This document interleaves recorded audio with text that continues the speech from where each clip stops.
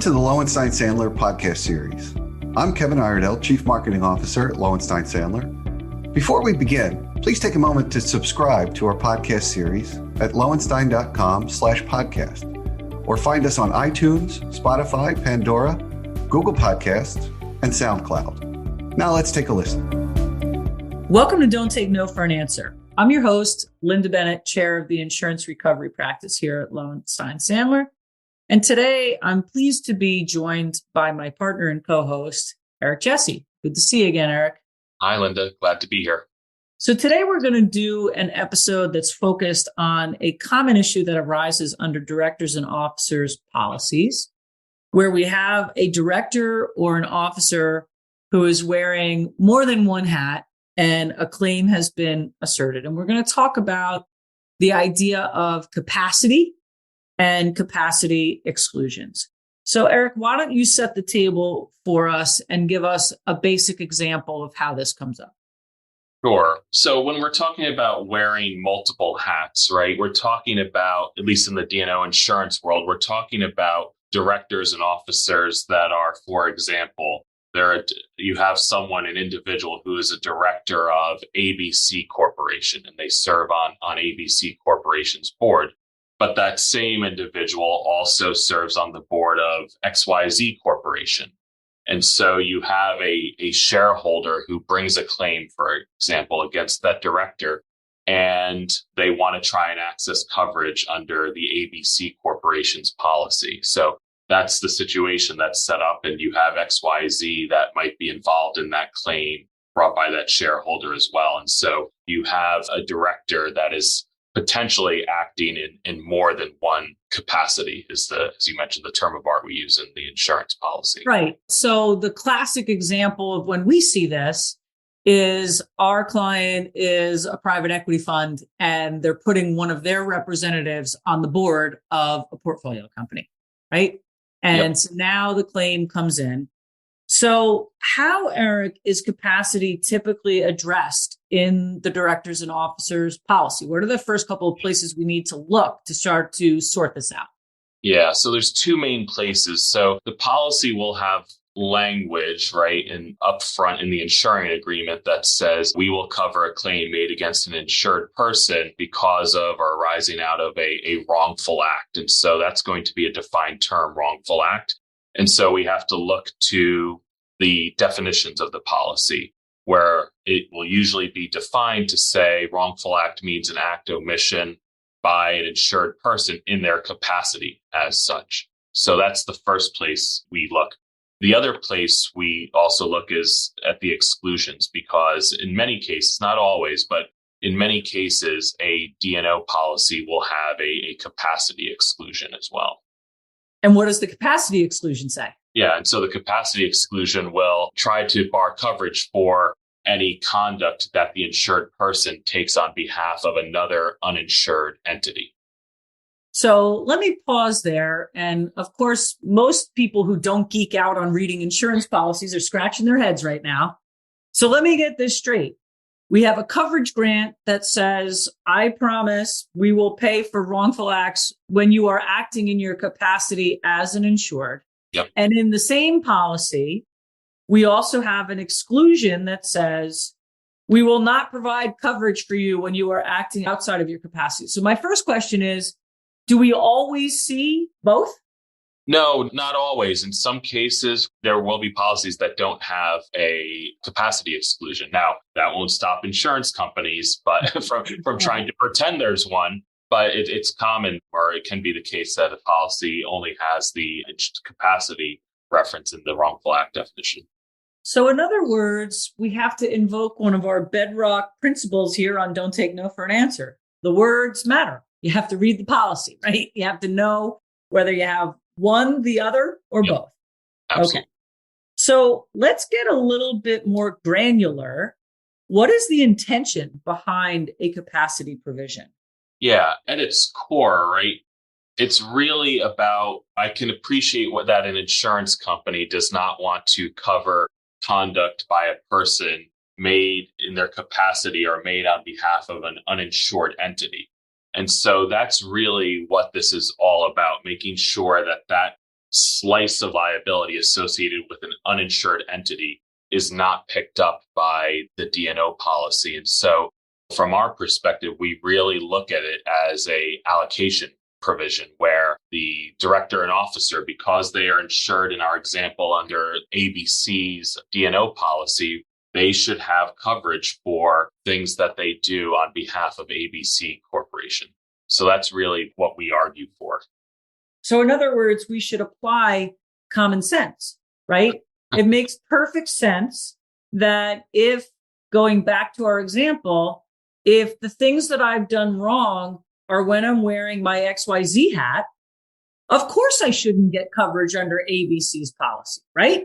Right. But when we get these complaints, it's not always so clear, right? What if I've been alleged to have done 10 things wrong? It's not always so clear. Am I wearing my ABC hat? Am I wearing my XYZ hat? Mm-hmm.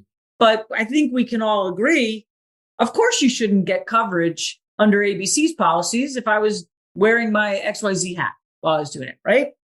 Exactly. So you mentioned an allocation provision or an allocation philosophy, right? So we should be talking about how much coverage should be provided, not whether. Is there any place that we should be looking in the policy beyond the two provisions you already talked about, the definition of wrongful acts and a capacity exclusion?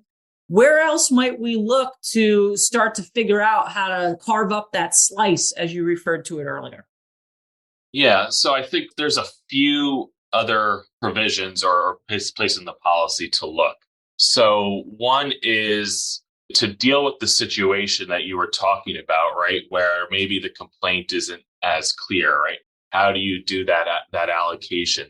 Well, from a defense cost perspective, one of the things you might want to try and get into your policy or check and make sure it's there is language that says if there is this type of mixed claim where there's insured and uninsured entities, right, 100% of the defense costs are covered. That can be tough to get, but it's great if you can get it. So that's one place to start. Right. So, and let's just touch on the intention of the capacity exclusion. And you talked a little bit about entities and persons. Does the capacity issue apply to all insureds? Well, not necessarily. I mean, the capacity exclusion, because it's the individual who's wearing multiple hats, right? We would argue that the capacity exclusion should only apply at most to an individual director and officer, but in no way should that exclusion apply to an entity that's also a defendant in a lawsuit. They should have coverage because, they only have acted one way on behalf of themselves. So I want to spend a minute because you talked about these two provisions. There's the definition of wrongful acts, and then where we'll get that capacity concept embedded. And then we have a capacity exclusion, right? Touch on the difference in approach that courts are required to take in evaluating the wrongful act definition as compared to a capacity exclusion. Yeah, so this is just a bedrock principle of insurance law, right? The wrongful act definition, that term is going to be used in the insuring grant.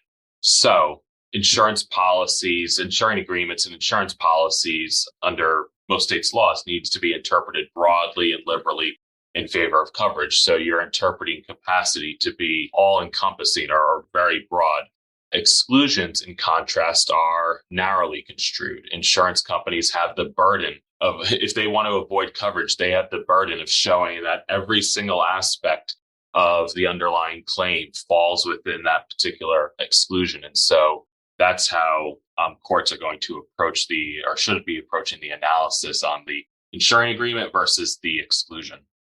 Okay, so that's good table setting there, Eric. Let's start to talk about how these capacity issues really arise in practice. So let's go through a couple of examples. Sure. So you already mentioned one, right, where you have an investor and they invest in a company, a portfolio company, and the investor puts a representative on the portfolio company's board, right? And so capacity can arise under the investor's D&O policy or under the portfolio company's policy. And the question that comes up is when that board member is voting on or taking any corporate actions, who are they really acting on behalf of? Are they acting on behalf of the company, or are they doing something that the investor expects or told them to? So that's one area where capacity issues are front and center. Sounds pretty fact sensitive, Eric. Yes. Right. Yes. And so that's why I want to draw back to the very important point that you made, and I want to amplify it, which is those fact intensive issues get worked out eventually, but you should be getting a defense for those claims the whole time until we can sort out whether it was one hat, the other hat, or a mix of both. So indemnity can be decided later, but you better be getting that defense coverage, right? Exactly. And this ties back to another one of our podcasts where we talked about the duty to defend or duty to reimburse. This is if you have a duty to defend policy, right? The insurance company, again, should be defending the entire action. What's another example? We've touched on some of these. Give me another example of where capacities cropped up. Yeah, so it's also the ABC Corporation and XYZ Corporation where you have a related or affiliated party transaction. So that's another one. We've also seen this come up in the trade secret and tortious interference claims where you have an employee of one company, that employee moves over to a new competitor, and the employee and the competitor are sued. In many cases, the insurance company will say, hold on, the wrongful acts here happened in your capacity the competitor's D&O insurer will say, hold on, the wrongful acts here happened in your capacity as an employee of the former company. So that's an area where we see it pop up as well. Yeah. Well, Eric, what can our listeners do to avoid buying the coverage action that we've kind of laid out? Because these are very fact intensive, oftentimes very complicated fact patterns to unwind.